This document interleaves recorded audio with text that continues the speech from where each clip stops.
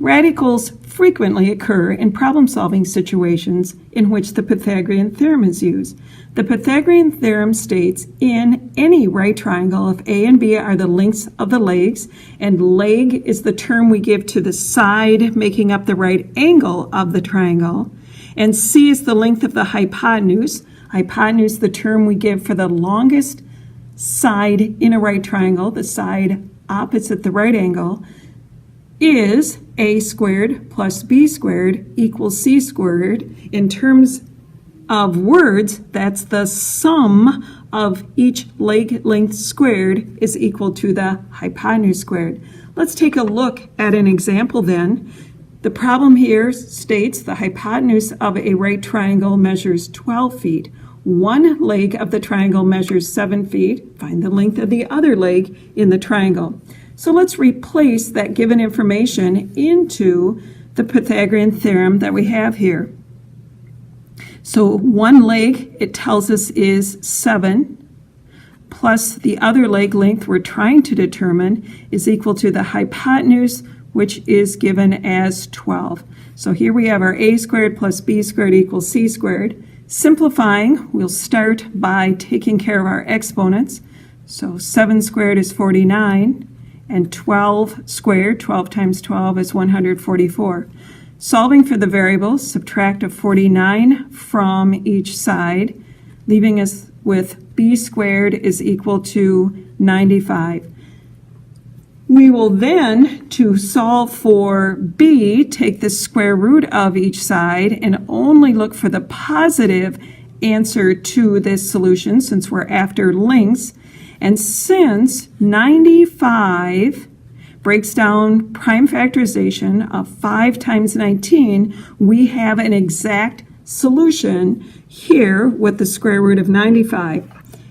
If we want an approximate, we will enter 95 on the calculator, taking the square root, and say that b, this other leg length, has an approximate value of 9.7 feet if we round that to the nearest tenth.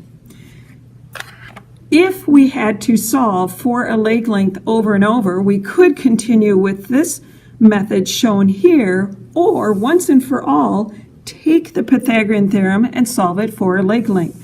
Let me show you that on this next example. Here they tell us the hypotenuse of a right triangle measures 20 centimeters. One leg of the triangle measures square root of 39 centimeters. Find the length of the other leg of the triangle. So as I mentioned, instead of going back and solving this problem with the same procedure that we did, let's once and for all solve for b squared. To do that, subtract a squared from each side, which gives us b squared is equal to c squared minus a squared. And then to solve for b, we'll take the square root of each side. And what we have is, once and for all, a formula that's solved for that missing leg so that we don't have to go through those same steps each time to solve for the missing leg.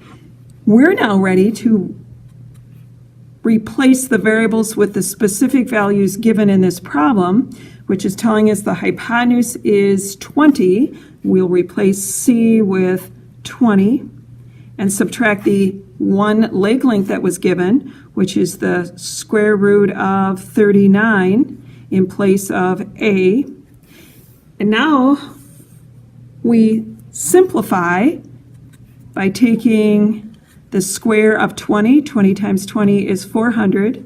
Anytime you have a radical squared, you get the radicand, which is 39. Simplifying here, square root of 400 minus 39.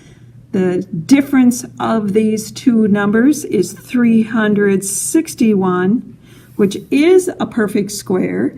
Taking the square root of 361 leaves us with b, the missing side of 19, and the units for this particular problem was centimeters.